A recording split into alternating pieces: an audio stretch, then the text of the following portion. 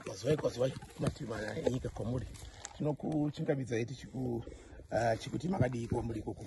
Right, tiri pano kumaruwa ari kumawirira kwenyika yeZimbabwe, kumaruwa ekuhwange. Takatarisana nemupani uyu, tiri kuona mupani wakakura zvakanaka chaizvo, wava nemakore akawanda anotutsira kana anotosvika 100 iyo muti uyu watakatarisa. Asi tiri kuona madhaka akauzora. Chakazora apa inzou dziri kuita sei vanasamanyanga, vari kuuya vachiita sei vachikweshera, vachibvisa tunoruma, tungave tupembere kana tuma insects. Right, so chanetsa chii? Aiwa, chanetsa tiri kutema miti, tiri kuparadza masango. Ngatichengetedzei miti yedu.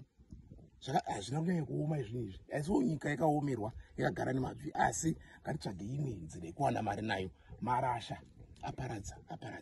Aya marasha ari kubva pamuti uyu ari kuenda kuHarare, ari kuenda kuBulawayo, ari kuenda kuGweru, ari kuenda kwese kwakasiyana-siyana nemabhazi nemarori zvichibva muno munzvimbo munharaunda yatiri. Aiwa, tiri kuti aiwa tatema zvakakwana, chisiyai masango. Tine tourism industry yedu, vashanyi varinouya muno vanoda kuona nzou dzichifamba, vanoda isusu tiwane mabasa. Tiri kutsvaga mabasa, handiti? Nyika yakaomerwa. Onai madoro atiri kuona aya, achawane kuno nzvimbo dzinei, achawane. Akunetsa kuona madoro aya, akuti aona kure nekuti kuno tiri kupedza miti.